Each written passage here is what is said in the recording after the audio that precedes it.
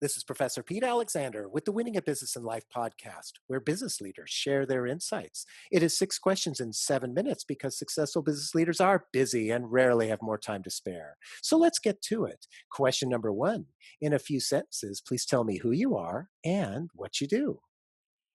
Hi, Professor Pete. Thank you for having me on the show today. I am Elizabeth Payne. I am a coach and I am crazy about freedom. And I am here to remind you of who you are. Prior to coaching, I had a long career in engineering leadership. Elizabeth, it's great to have you on the show. Question number two. What's the best thing about working in your industry?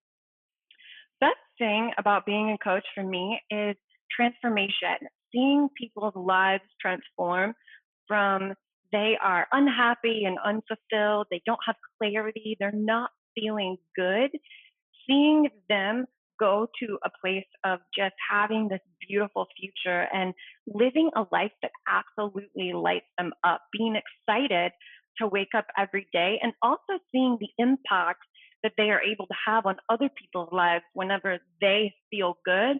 There is nothing, honestly, that is better than that. Oh, I love that. And I love the passion in your voice. Question number three. I have a fictitious book with all the. What chapter would you think most companies should read? I would say lead from your heart and not from your head.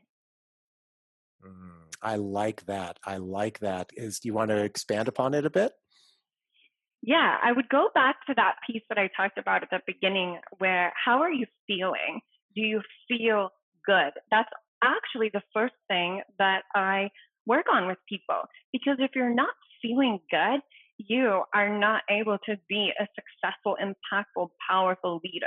And I don't mean feeling good as in physically feeling good. I mean feeling good as in your heart and how connected you are to who you are and how you feel emotionally.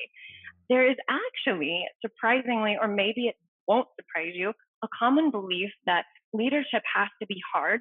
And a lot of people believe that leaders are just miserable. They're stressed all the time. They're suffocated by obligations, emotions, all kinds of things. And the truth, Pete, is that there is growth and there is bumps along the way, but at your core, you feel really good. And as a leader, your entire team will calibrate to you. They will follow your lead.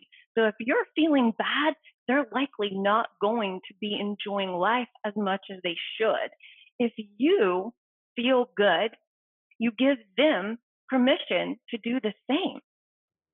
I love that. And it's so true because we follow our leaders. Yeah. Number four, other than the generic work harder, have a great attitude, and care for customers, what advice or insight would you give to other business leaders?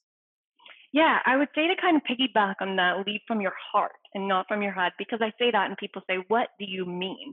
Leading from your head, Pete, typically means that you are responding to triggers. You're responding instead of living throughout your day and staying tuned into what are you feeling and what is your heart wanting you to do. You're just responding, right? You're being emotionally driven. And the key with that is slowing down enough, which with leaders, it can be kind of hard to slow down, right? It's slowing down enough to tune into who am I? How do I feel? What am I projecting? What are other people calibrating to? If you're bulldozing through your entire life, if you feel like you're bulldozing through every day, you might think other people don't notice, but they really do. And that's a great metaphor to use, the bulldozing, because it gives a nice big picture of exactly Hmm. that behavior is. I love it. Qu- Yeah. Question number five. What other business leader like yourself would you like to acknowledge and invite to be on my podcast? I love that question. I've never been asked that before. And I've met so many cool people, mostly through LinkedIn. There's so many connections. And I would love to nominate David Marlowe. He and I have fabulous conversations, and he would be an awesome guest. Perfect. I'll reach out to David. I appreciate that referral. And our final question, question number six. Please tell me about your first job. Another good one that I've never been asked. My first job, I was a bank teller. And I actually look back on it and see the value in that job. I didn't see it so much then. I liked it, but I didn't see it then. You build so many relationships because as a bank teller, you see the same people every week and sometimes every day. And from a wealth consciousness standpoint, it really stretched my mind because you begin to see all of the things that people spend money on and all of the ways that they earn money. So it really stretches your mindset when it comes to how much abundance can you perceive in the world. I really appreciate that. I like that too because the way you describe that gives people who have gone and worked with a teller at some time during their life. There really is a lot more to the job than you might Yeah. expect, other than just having a cash drawer, for example. Hmm.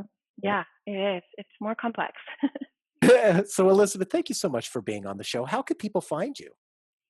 Find me on LinkedIn. I am active. I also, on my LinkedIn profile, have my Instagram and my website.